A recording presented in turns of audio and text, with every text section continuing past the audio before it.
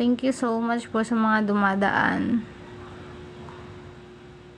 Maganda po yan mga madam, hindi po kayo magsisisi dyan kasi yan po ay may tatlong lagayan na din po ng inyong mga anik-anik. Then meron po siyang drawer na may susi. Kung meron, tapos yung mirror po niya is napakalaki po ng kanyang mirror. Then ayan, may mga lagayan po ng ano dyan. Hello po, thank you po sa nagla-like. Order na po kayo mga madam, napakaganda po niyang ating vanity mirror. Thank you po.